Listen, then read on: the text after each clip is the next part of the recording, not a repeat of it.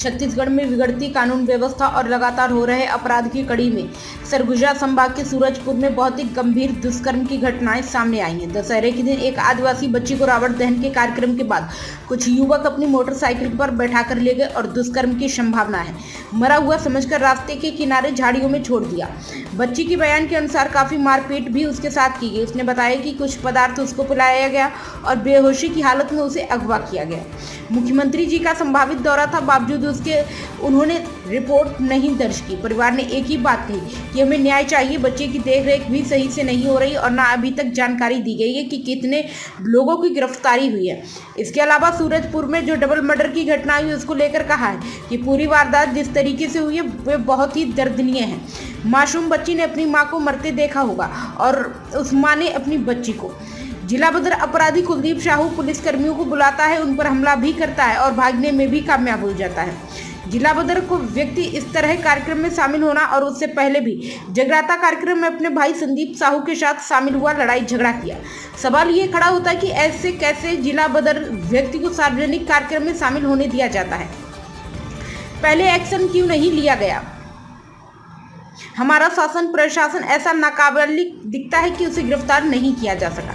Connection का अपराधी कोई ताल्लुक नहीं, कानून के लिए पार्टी मायने नहीं रखती। कोई भी अपराधी हो उसकी हिम्मत अफजाई नहीं करनी चाहिए। चलो, आप सभी को प्रणाम और सभी त्योहारों की बहुत बहुत बधाई, बहुत बहुत शुभकामनाएं जो बीते और जो आने वाले हैं सभी के। छत्तीसगढ़ में बिगड़ती जा रही कानून व्यवस्था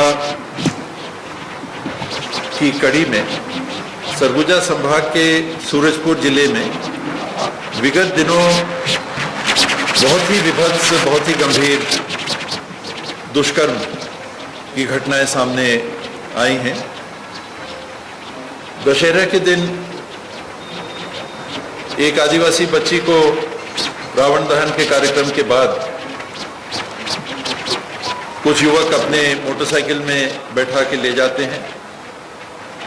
दुष्कर्म की संभावना है। मरा हुआ संभवतः सोच के रास्ते के बगल में छोड़ देते हैं। बच्ची को गंभीर चोटें हैं, बाईं आंख में बड़ा सूजन है। बच्ची के बयान अनुसार काफी मारपीट भी उसके साथ की गई।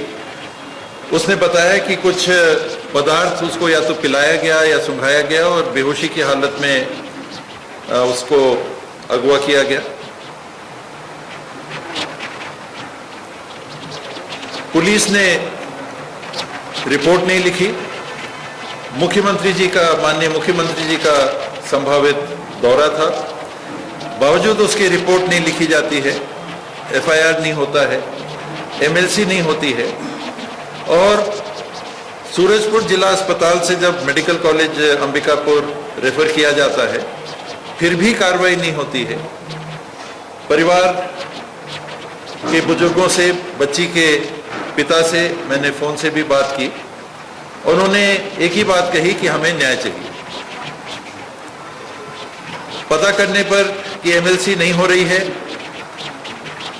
बच्ची की देखरेख भी ठीक से नहीं हो रही है, ऐसा सुनने में आया था। आईजी से बात किया। आईजी साहब के बात के उपरांत मुझे बताया गया कि लगभग 8 बजे के आसपास पुलिस वाले रात को पहुंचे और शायद बयान इत्यादि लिया। बच्ची अभी भी अस्पताल में है। सुखद संयोग है कि स्थिति स्टेबल दिख रही है बच्ची की, स्वस्थ हो सकती है। शेष कार्रवाई जांच के तथ्यों के आधार पर की जाएगी। बच्ची ने कुछ बयान दिए हैं लेकिन वो जांच उपरांत मेरे ख्याल से तथ्यों की पुष्टि के बाद कार्रवाई धाराएं संपूर्ण लगेंगी।